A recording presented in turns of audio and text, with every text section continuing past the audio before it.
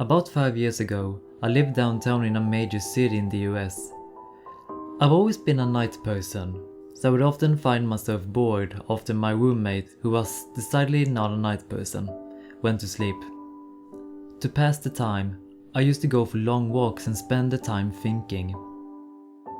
I spent 4 years like that, walking alone at night. And I never once had a reason to be afraid. I've always used to joke with my roommate that even the drug dealers in the city were polite. But all of that changed in just a few minutes of one evening. It was a Wednesday, somewhere between 1 and 2 in the morning, and I was walking near a police patrolled park, quite a ways from my apartment. It was a quiet night, even for a weeknight, with very little traffic and almost no one on foot. The park, as it was most nights, was completely empty. I turned down a short side street in order to loop back to my apartment when I first noticed him. At the far end of the street, on my side, was the silhouette of a man dancing. It was a strange dance, similar to a waltz, but he finished each box with an odd forward stride. I guess you could say he was dance walking, headed straight for me. Deciding he was probably drunk, I stepped as close as I could to the road to give him the majority of the sidewalk to pass me by. The closer he got, the more I realized how gracefully he was walking. He was very tall and lanky, and wearing an old suit. He danced closer, still, until I could make out his face. His eyes were open wide and wild, head tilted back slightly, looking off at the sky. His mouth was formed in a painfully wide cartoon of a smile.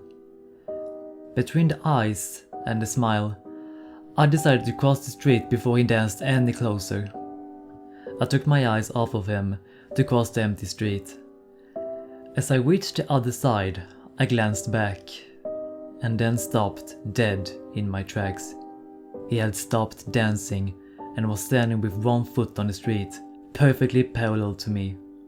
He was facing me, but still looking skyward, smile still wide on his lips. I was completely, utterly unnerved by this. I started walking again, but kept my eyes on the man. He didn't move. Once I had put half a block between us, I turned away from him for a moment to watch the sidewalk in front of me. The street and the sidewalk ahead of me were completely empty, still unnerved. I looked back to find where he had been standing, to find him gone. For the briefest of moment I felt relieved, until I noticed him. He had crossed the street, and was now slightly crouched down.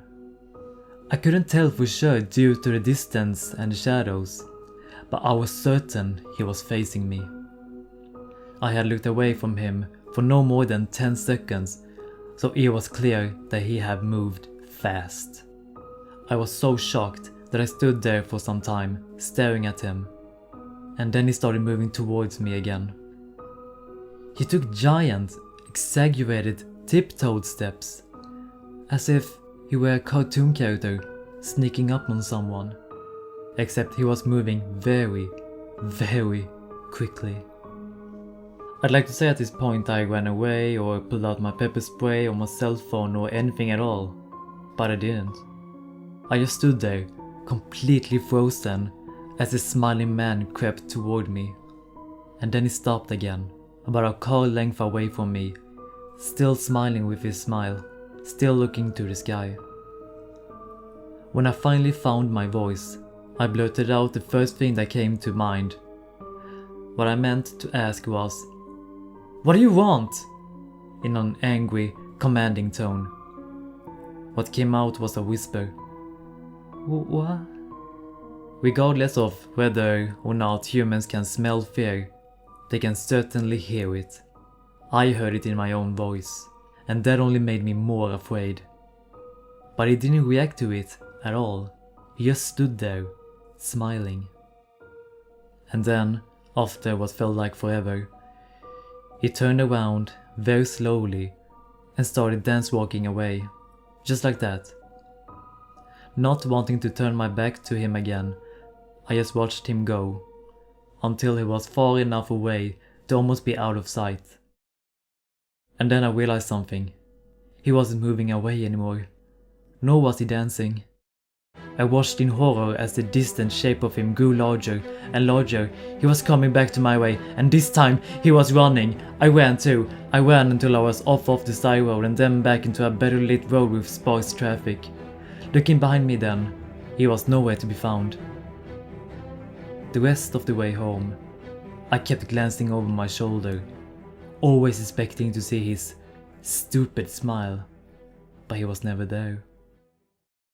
I lived in that city for 6 months after that night, and I never went out for another walk. There was something about his face that always haunted me. He didn't look drunk, he didn't look high. He looked completely, utterly insane. And that's a very, very scary thing to see.